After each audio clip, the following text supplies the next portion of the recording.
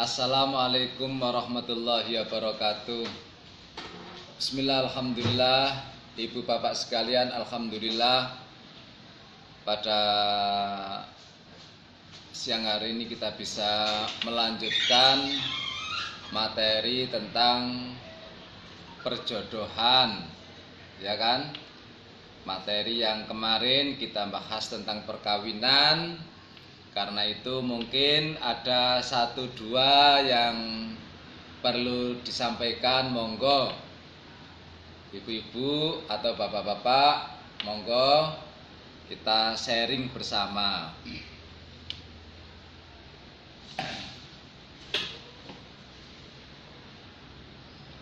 Monggo siapa yang ingin mempertanyakan sesuatu, sharing saja, mudah-mudahan ya kita omong-omong lah, mudah-mudahan bermanfaat. Gus kula badhe tanglet. Nggih. Niki kata Tuhan, jodoh itu kan berada di tangan Tuhan. Ya. Kenapa? Kenapa kok ada istilah perceraian? Oh, ya. Terima kasih. Ini jamaah kita mempertanyakan, katanya jodoh itu di tangan Allah, di tangan Tuhan, tapi mengapa kok ada istilah perceraian di sana sini?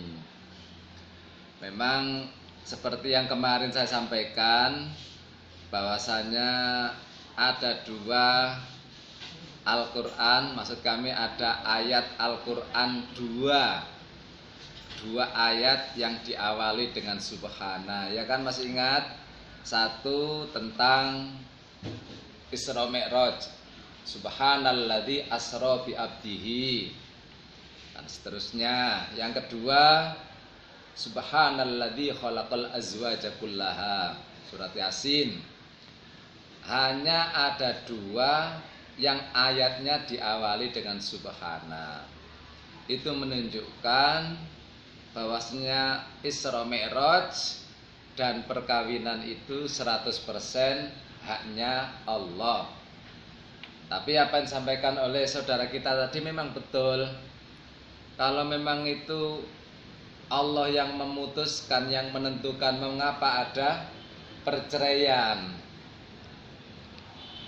Ibu bapak sekalian, di dalam perjodohan, ya, dieling-eling ya, terbagi menjadi tiga. Satu, perjodohan sementara. Ini yang nggak tahu kecuali Allah. Ada orang yang berkenalan, saya nggak ngomong pacaran, nggak enak. Ada seorang laki-laki kenal sama perempuan akrab bertahun-tahun, sampai 5 tahun. Ternyata setelah dia akdun nikah, tidak lebih dari 5 bulan sudah terjadi perceraian. Padahal perkenalannya sudah 5 tahun. Ini menunjukkan bahwasanya orang seperti ini adalah jodoh sementara. Tidak ada yang tahu kecuali Allah. Jodoh dia, tapi sementara saja.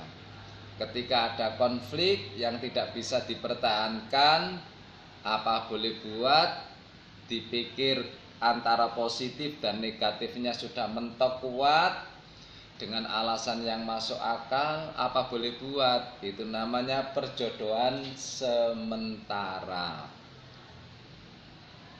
Kan banyak sekarang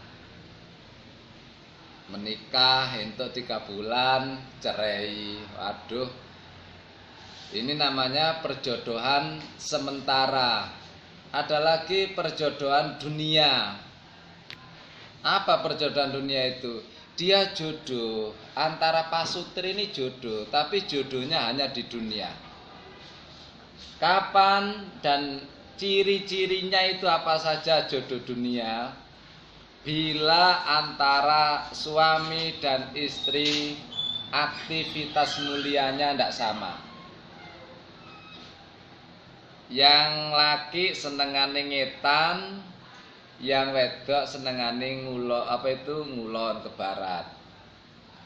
Yang laki senengane berbuat positif, yang perempuan senengane negatif. Bertolak belakang terus. Namun dia coba untuk mempertahankan perkawinan itu. Dia sudah arahkan tapi sudah tidak bisa untuk membenahi secara sempurna. Tapi dia masih mempertahankan karena sayangnya, cintanya, ingat anak-anaknya. Tetapi antara aktivitas pasutri ini bertolak belakang. Walaupun tidak fatal. Kalau fatal ya otomatis kita harus tegas. Kalau sekiranya yang tidak fatal ya sekiranya bisa ditolerir, ya ditolerir. Tapi dia itu hanya jodoh sampai di dunia saja. Dia tidak bisa nyambung besok di akhirat. Karena apa? Karena aktivitas antara suami ini tidak sama. Yang suami positif, yang istri negatif.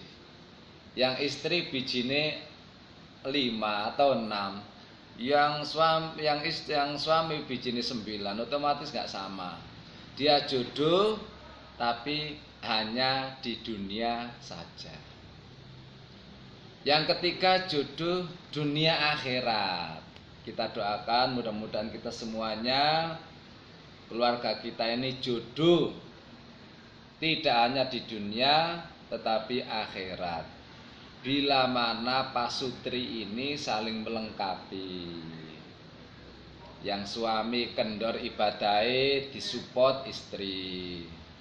Yang istri kendor ibadai disupport suami. Sehingga saling nutup-nutupi, saling mengajak kebaikan, saling mendukung terhadap hal-hal yang positif. Insya Allah kalau demikian, keluarga kita namanya jodoh dunia akhirat. Amin. Jadi jodoh itu terbagi menjadi berapa tadi?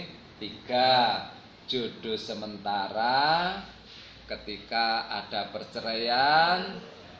Jodoh dunia bila mana antara istri dan suami atau sebaliknya perbuatannya, aktivitasnya, ubudiyahnya tidak sama. Yang ketiga, jodoh dunia akhirat, yaitu antara suami dan istri. Mereka sama-sama seimbang serasi di dalam melaksanakan hak dan kewajiban baik kepada Allah maupun kepada manusia. Kalau suami kendor di dalam ibadah, istri memberi support. Istri kendor ibadah, suami berbuat seperti itu, sehingga saling memberikan dorongan untuk berbuat yang lebih baik. Fa insyaallah kalau demikian dikategorikan keluarga pasutri yang dunia akhirat, dan itu merupakan puncak dari segala kenikmatan. Mudah-mudahan kesemuanya diberikan oleh Allah kekuatan sang suami, sang istri untuk menjalankan hak dan kewajibannya masing-masing. Fa insyaallah apabila demikian kita akan jodoh tidak hanya di dunia namun di akhirat. Terima kasih, mohon maaf. Assalamualaikum warahmatullahi wabarakatuh.